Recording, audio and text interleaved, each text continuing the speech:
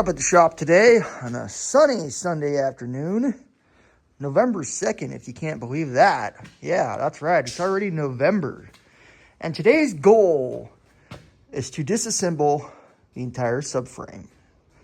Now, I haven't really looked into it, but I know you have to be careful with the springs when taking all that off, that is.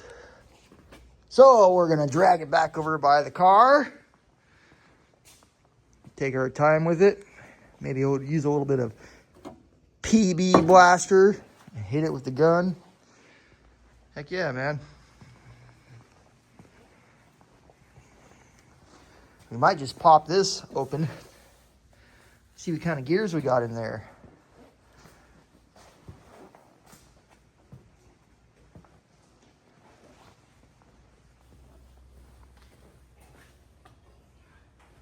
I don't even know why people even watch these videos. All I'm really doing is working on stuff. And I turn around. No one can see my whips as I'm turning around. All they see is my behind. Right? They don't know what I'm talking. They don't know why I'm talking crap about them right now. I mean, I could easily just turn around and use my whips. Other than that, I don't think. Oh, that's right. Forgot I was wearing a microphone. Huh.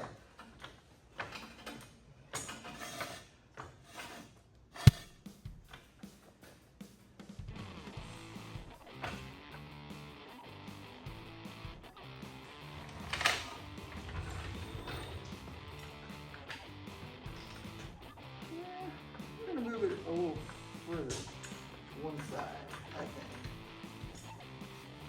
Oh, that's good right there. The other one.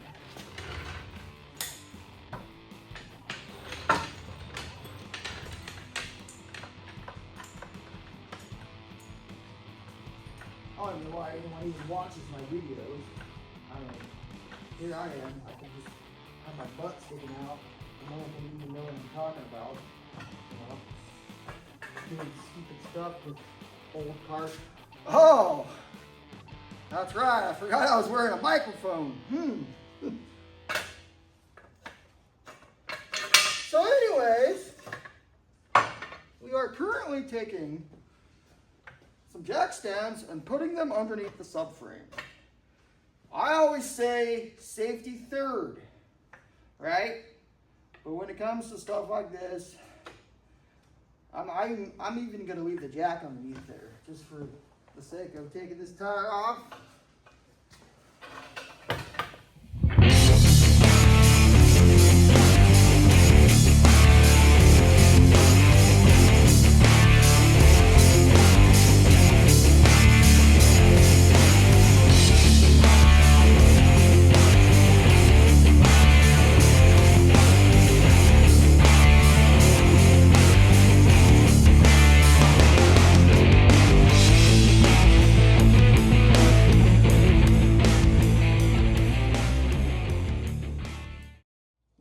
Now let's just douse this thing with PB blaster. Every little.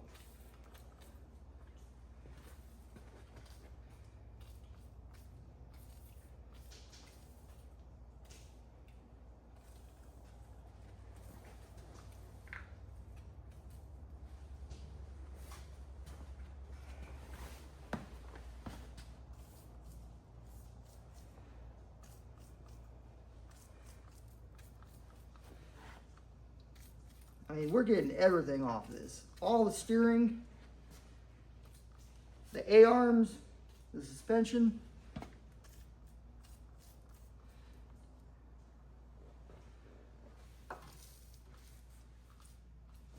The brakes.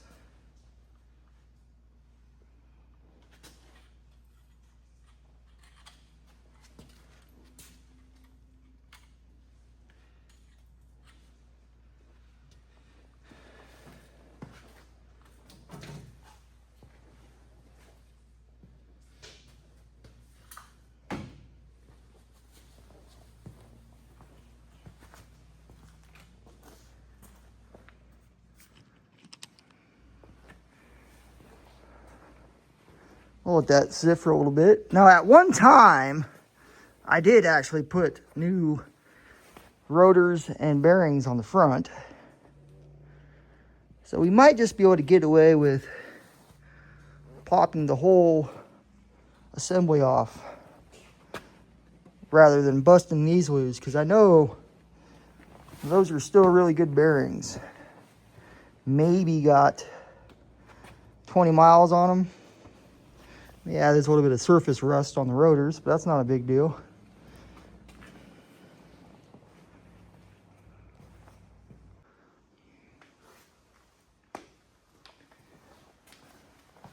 All right, we went ahead and grabbed a 6-point 9/16 socket rather than a 10-point, which I had on it to begin with.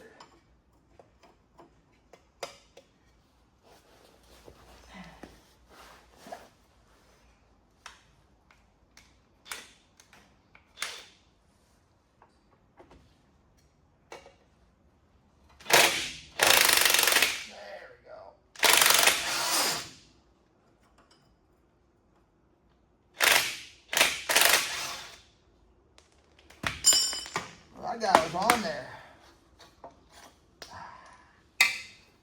Wonder how old these bushings are.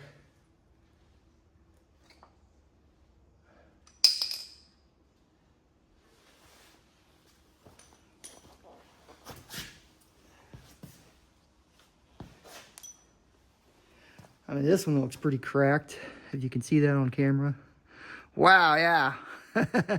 Oh, look at this one. That's totally bad. Good stuff. Well, you know, oh man, that one's bad too. We always had one run on these old bushings before, yeah, before replacing them, you know. Eventually, that's what I'm gonna do. Yeah, wow, if you could see that, yeah, that's pretty bad. We at least got one run on this old suspension. You know, back when we had the small block 350 in it, back when we had a small block 350 in it for a matter of a weekend. I think it only lasted about 3 days. Because once I brought it back here, I yanked that motor right out of it.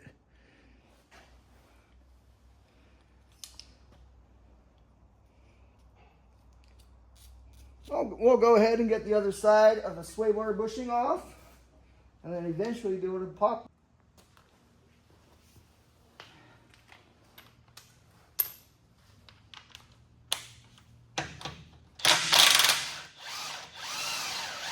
Oh man, that does go all the way through. Huh. Okay, fair enough.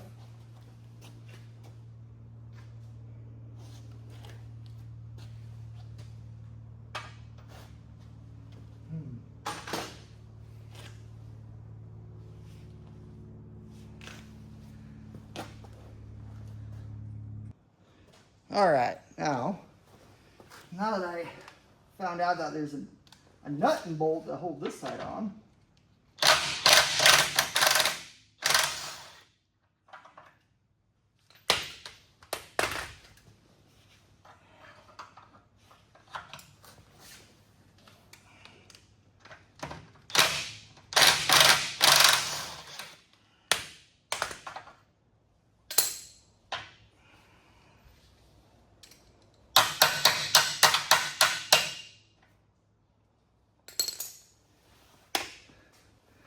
so then let's move on to these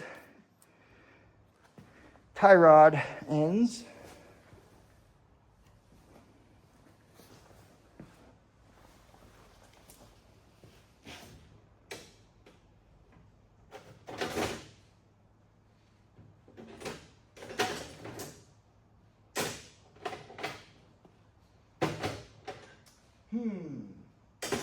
Choices. Not a lot of choices.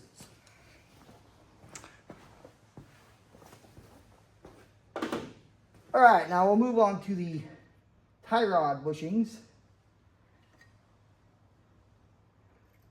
I'm surprised to see that the cotter pin is still in good shape. But it's going to be a tough one to get out, because that is really in there.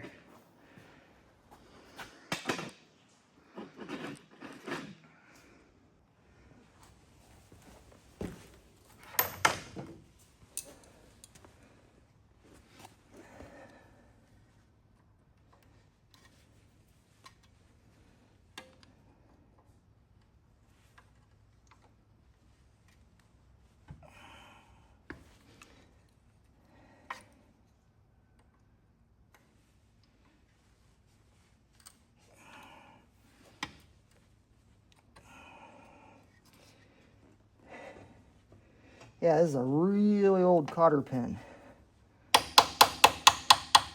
So you grab yourself a small flathead screwdriver that you don't mind messing up, because, you know, a screwdriver is also a pry bar. It could be used to stab someone, but its main purpose is, you know, to be used as a screwdriver. But why not use it as everything else?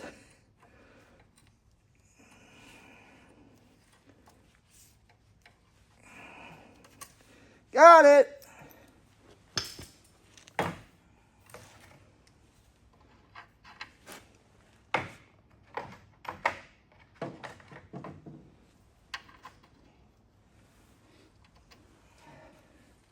Just go ahead and spray that a little more, a little extra.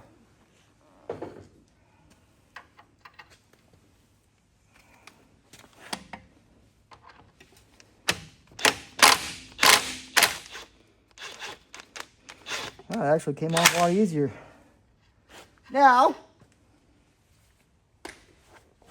we have our choices. We have the small hammer and then the big guy. Let's see what one it's gonna take to bust that loose. We'll try the little guy first.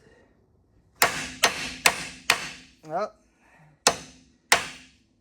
that's not good. I just broke the nut.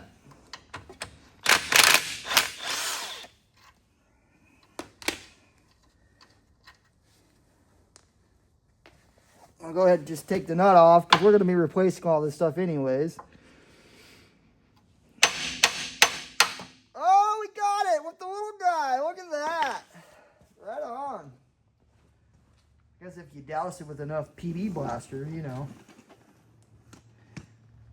Carry on. We'll just go ahead and see if we can bust this one loose off the steering box here.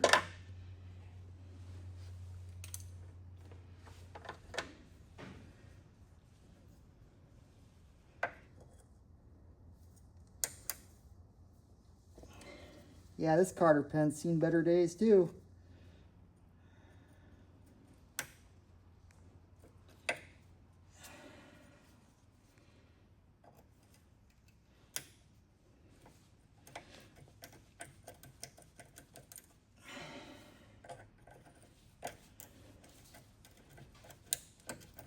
We might just have to put a socket on there and see what it does.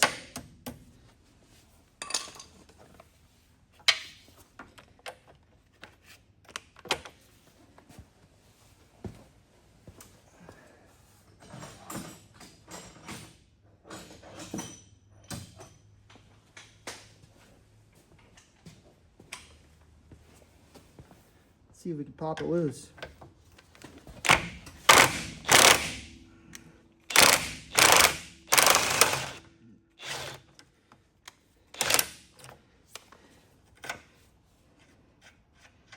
Got it! Once again, the small hammer. Actually, we'll use both hammers.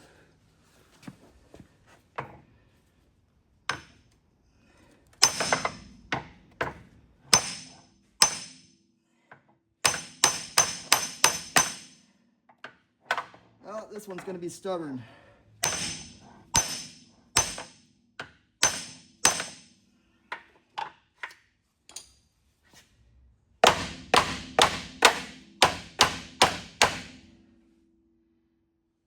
Alright, well, we're not going to be able to get that one loose. Oh, never mind. Got it.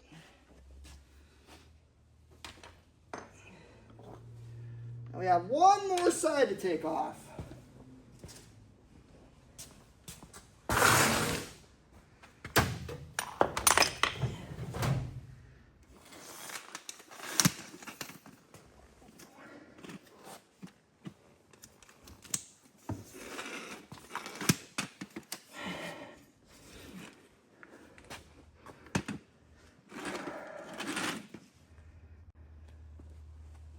Now, if this side comes off pretty smooth,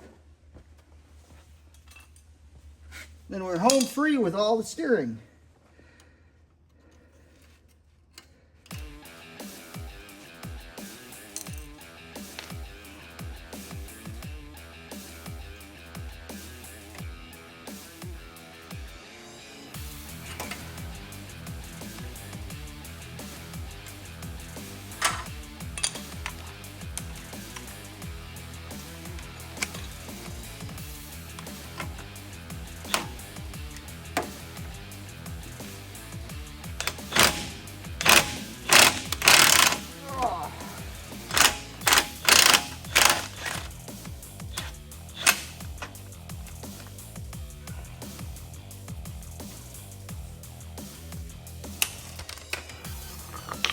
Try the little hammer for right now. Got it.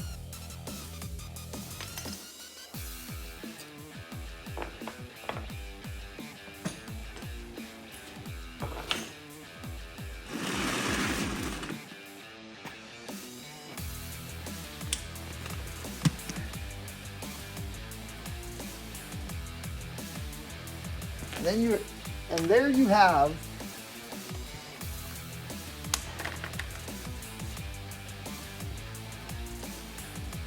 there you have the steering bars to the 1978 Pontiac Firebird Trans Am.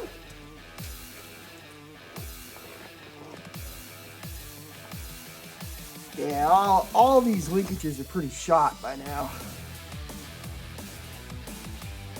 Wow, that one the rubber just came right off. Little bushings, those are so wore out. Look at that. Look at the cracking in there. That's crazy.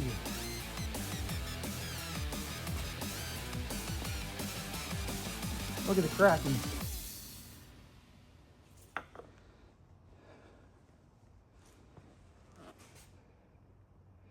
This had to have been replaced at one time because there's a Zerk fitting right there to grease these. Unless that's how they came, stock, but I highly doubt it.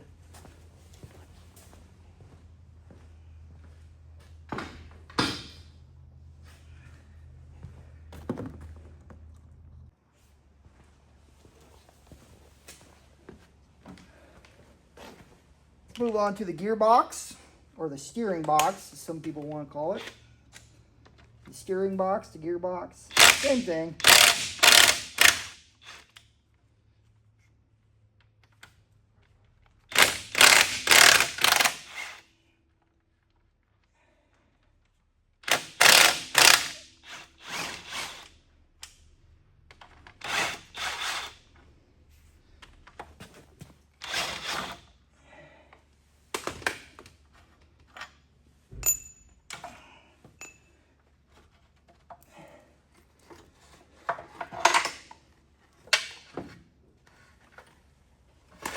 Oh, got it. Oh.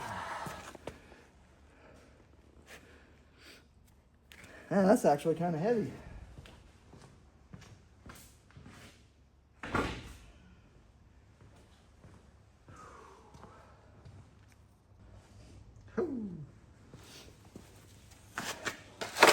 As you can see, we have a bunch of old dirt, grease, oil, you name it.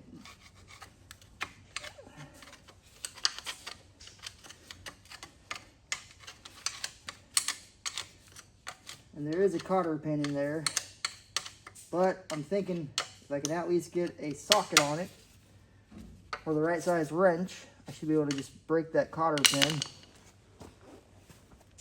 So let's see what size wrench it is.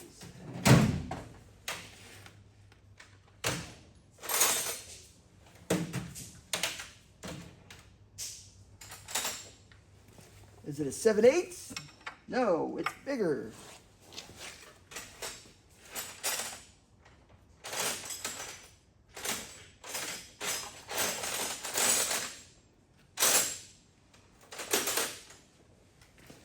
Different style 7/8? Nope.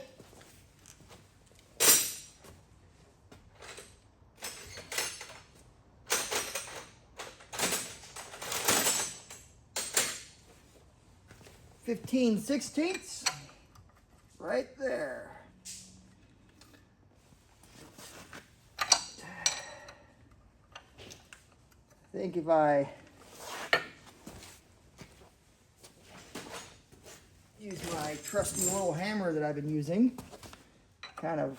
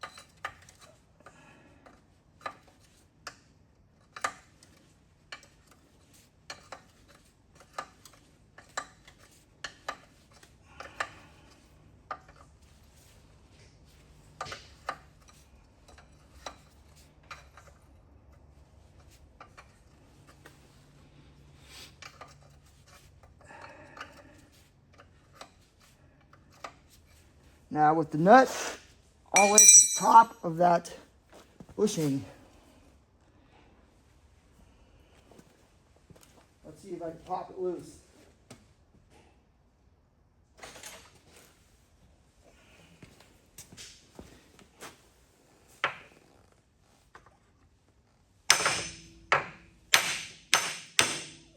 Got it.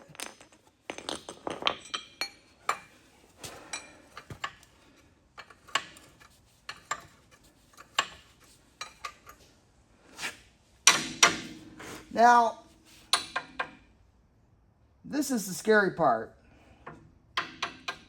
I know once I bust this nut loose, that spring's going to want to take off. So, we're going to go ahead and put a ratchet strap on it, because that's all I have. And hopefully the ratchet strap doesn't get stuck on the spring, but yeah. Be careful, people, when you're doing this kind of stuff. Whew! So I don't have a spring compressor tool. What I do have is a ratchet strap. Now, I've seen this done before. I've never fully done it myself. But I guess the concept is to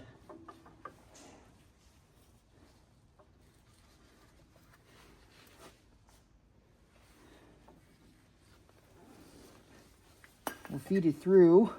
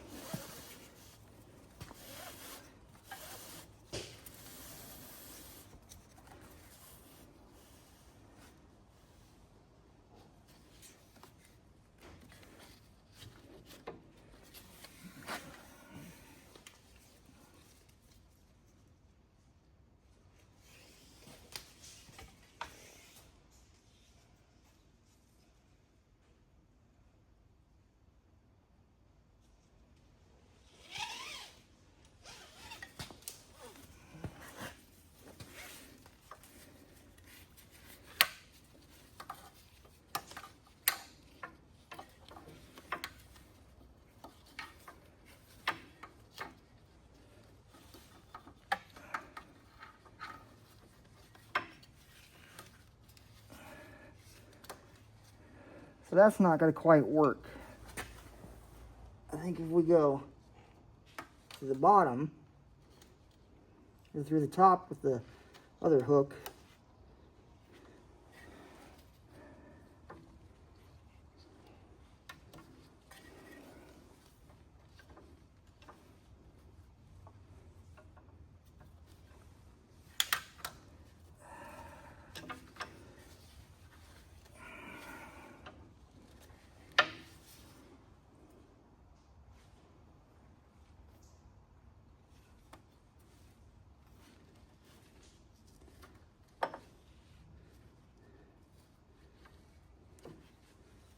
that should do it.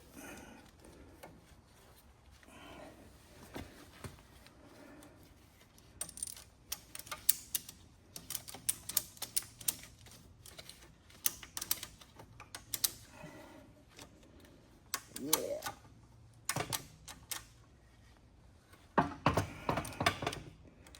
We're gonna get that as tight as we can.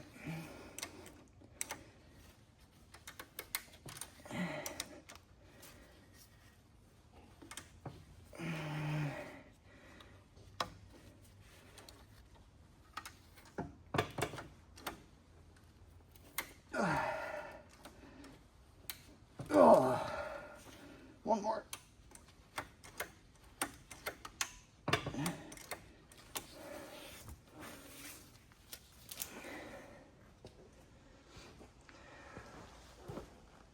All right, let's be careful about this.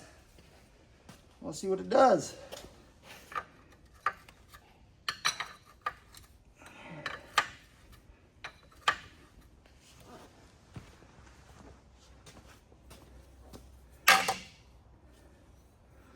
I'm almost thinking the rest of it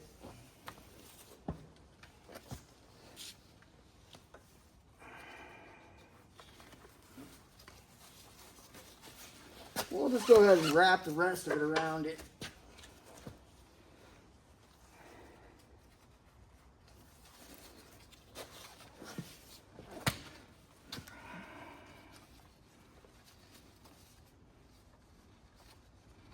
And go through the hook here.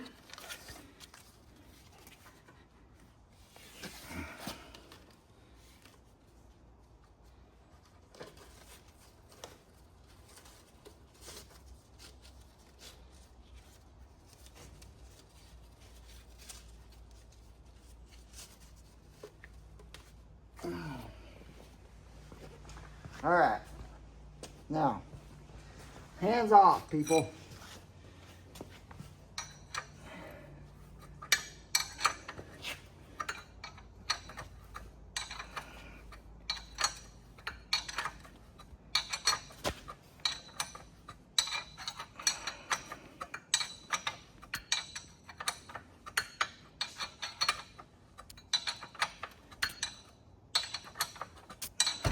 Oh, there it goes.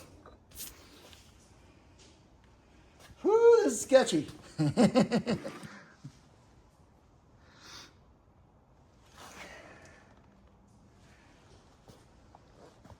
of want to just put a gun on it and get out of the way. I'm going to go find a socket for it.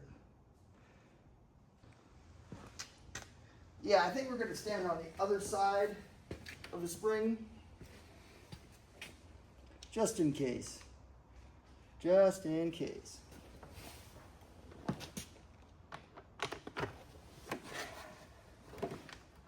See what it does.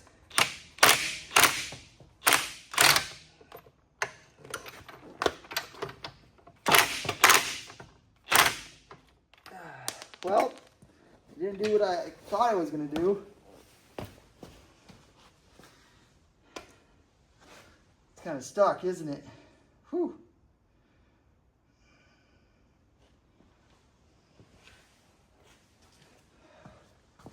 Throw the sledgehammer at it, see what it does. Nothing. Throw it a little harder and see what it does. That'll take your phone out, that's what it'll do. See what it does? You broke it. Huh.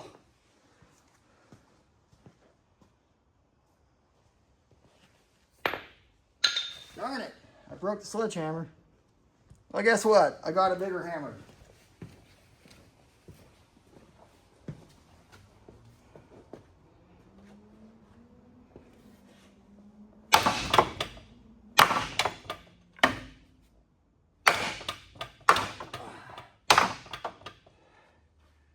Well, that means that spring is really in there. Crapola. I don't want to get hurt.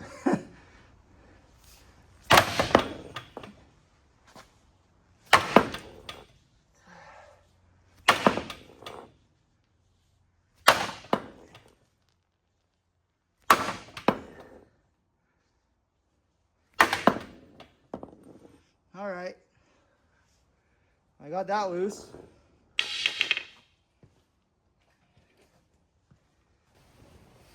So I should be able to take the upper A-arm off.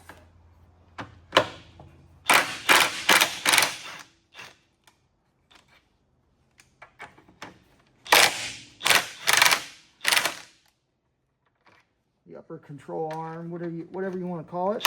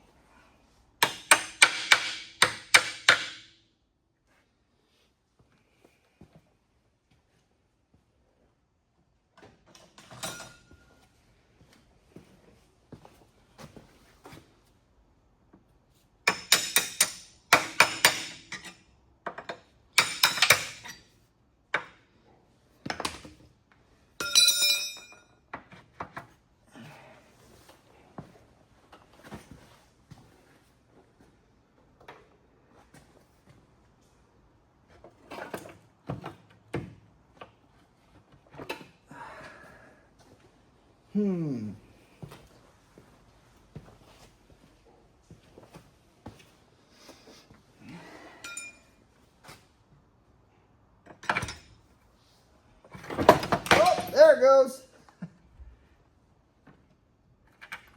You got to keep these little spacers. They went on the inside. Look, there's another one. Should be 4 little shims. 4 little shims for each side. All right. Good stuff.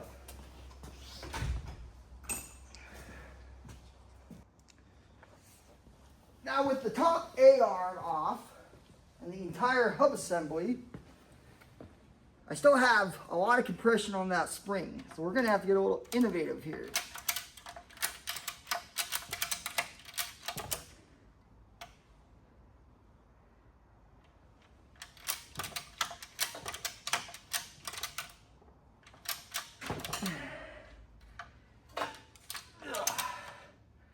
I mean, it's holding it, barely.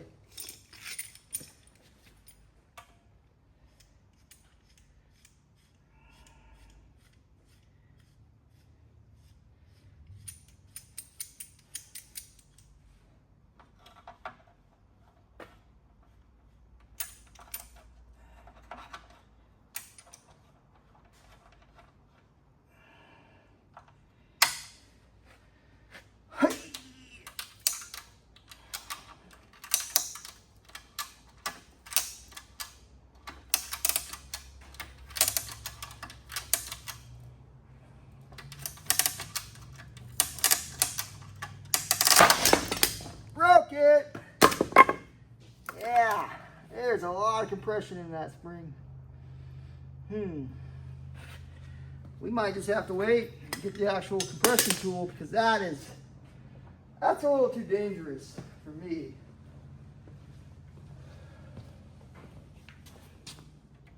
Now that one's the only one holding it on.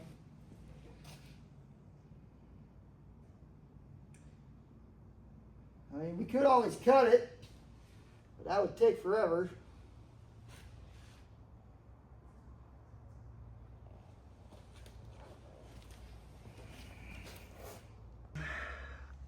For now, we're going to just leave that on. That is not safe at all, but we will point it towards the car once we leave. And then we'll focus on taking off the whole hub assembly and the top of this A-arm.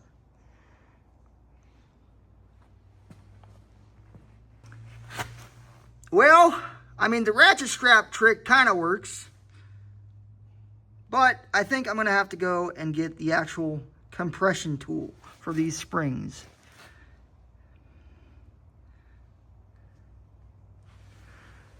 And by the way, that shock completely tore itself apart.